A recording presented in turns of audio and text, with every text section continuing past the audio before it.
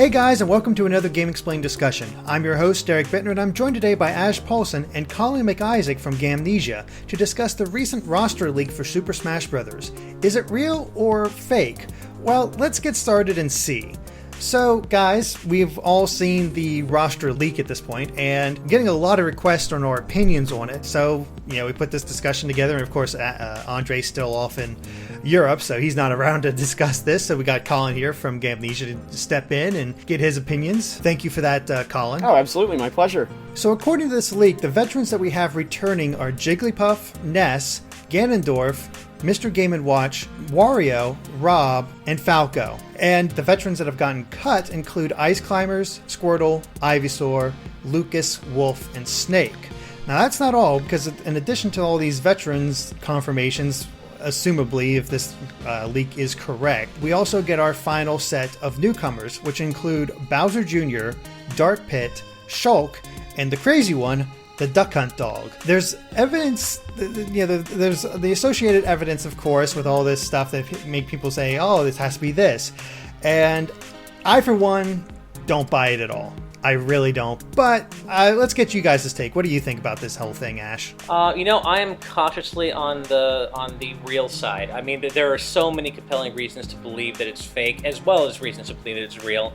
But, the main one for me is very simple, and it's that no one has been able to source any of the renders or the models for any of the unrevealed characters yet. And I mean, a day is a long time for the internet trying to debunk a leak, and straight up, no one has been able to find a source for any of these unrevealed characters, like Ness or the Duck Hunt Dog or anything like that. So, I am very cautiously on the side of this being real, although I can completely see why it could be fake, and I would not be surprised if it turns out to be fake. And I'm actually in completely the exact same boat as Ash. Nobody's been able to source the renders, and I mean, to be honest, the renders themselves look very, very professional. That's a very compelling piece of just first-hand visual evidence for me.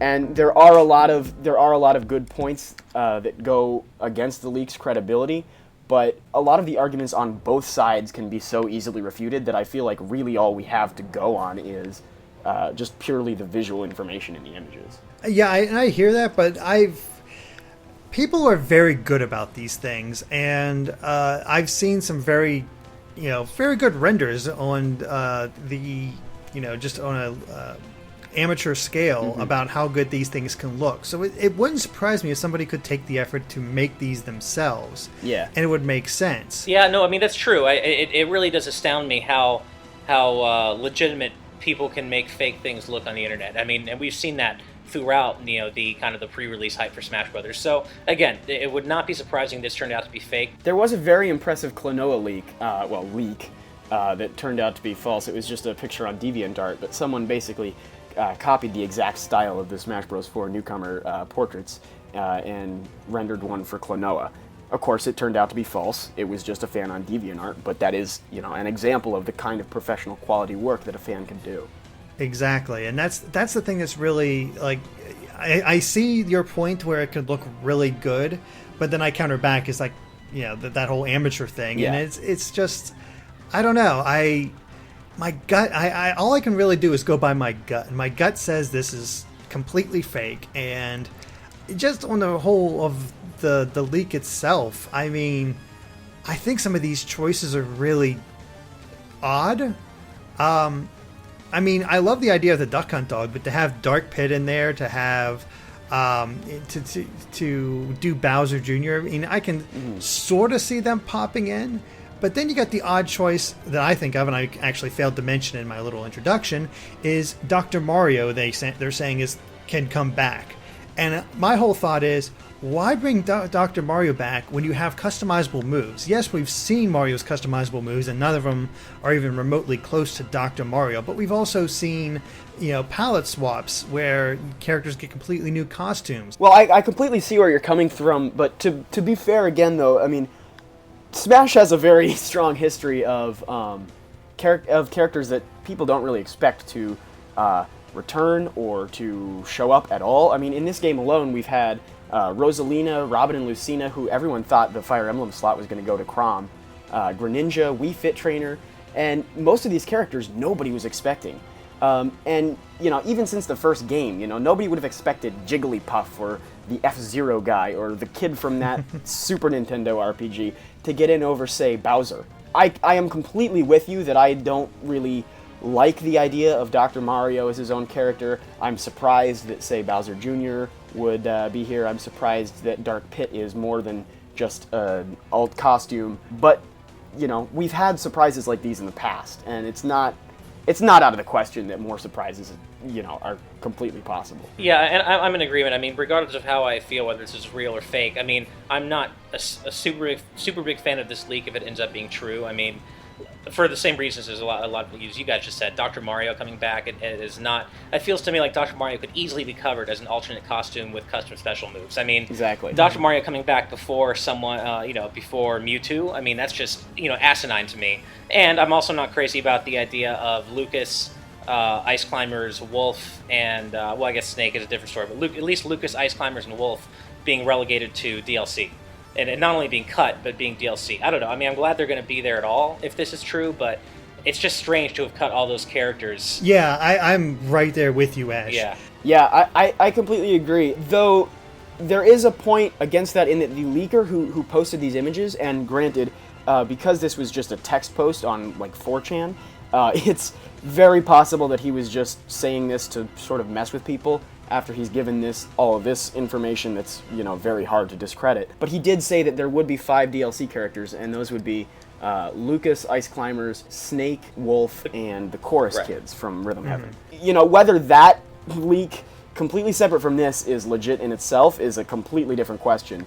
But to be fair, if he is leaking entirely accurate information, then it's not terribly shocking that these characters are cut in the initial roster and can be added, say later on when the Wii U version comes out. And I have problems with that in itself, just by itself. I mean, yeah, I can kind of see Lucas and Wolf being DLC. Snake, why does he get cut when you get all these other third-party newcomers in the game? Yeah. That makes no sense to me. Ice Climbers have been around since Melee, and they're their own thing, The Ice Climbers cut in itself just, makes me want this to be untrue. Yeah. Even just beyond how these characters look or whether or not we believe they should be in there or not, there's the scans themselves that are being used as evidence, and we already talked about how they look. But the sticking point for me is that the original leaker had an entire roster list, and that showed off the 3DS version of the character select screen, and I'll be honest, it's ugly as hell. It honestly is. It's so dull. It's so basic, and especially after seeing it at E3, this is not how it looks like at all. It looks like you just took them. It looks like somebody just took it, put it on a black background, and said, "There you go." And why? This is Sakurai. Sakurai is known for having some really great menus, and to have it so bland, it makes no sense. Well, I read someone jokingly say that it's because Sakurai and his wife are going through a divorce. Oh God! Because for those not in the know, his wife is actually the one who designs the UI for Sakurai's games. Really? Yeah. So it's just kind of maybe in a slightly bad taste joke, but I got a good chuckle out of it. The other thing to consider is that if the idea of the 5 DLC characters is true, the roster screen itself, as you can see in these pictures, there is a very weird order.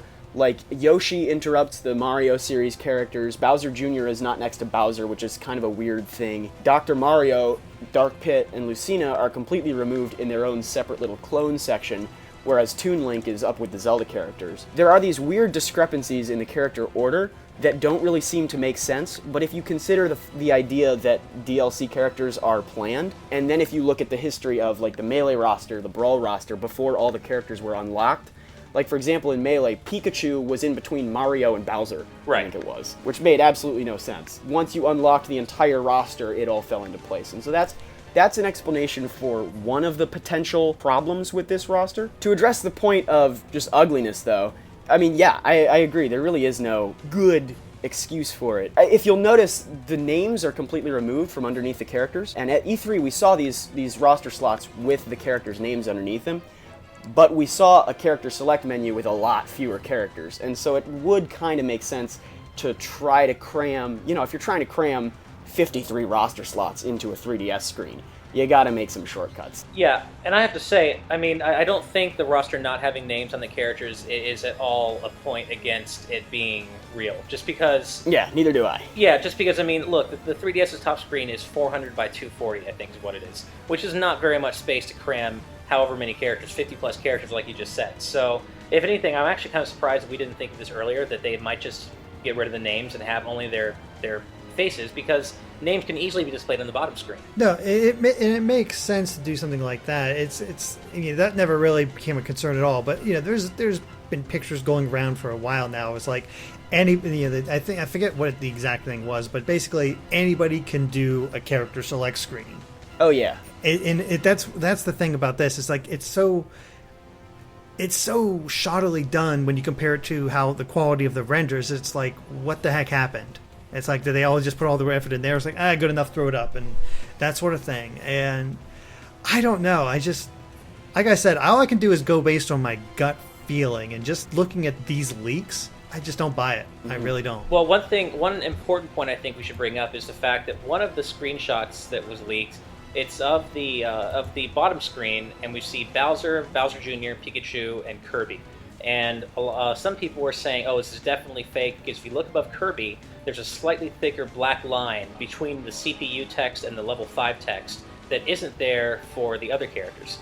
Now, that was seen as a reason for this to be fake for a little while, and then someone did some research and said, wait, this is actually an actual random visual glitch that happens on the 3DS version when you select a character while playing the game. So that actually then turned into a really compelling reason to believe that this could be real, only because if this is a fake, the faker would have to have incredibly detailed knowledge to know to maybe make one of these lines thicker. So that to me is a pretty compelling argument that this could be real, because how do you, I mean, it is possible that this person could know that there's a random visual glitch that happens when you select a character, but how likely is that really? Right.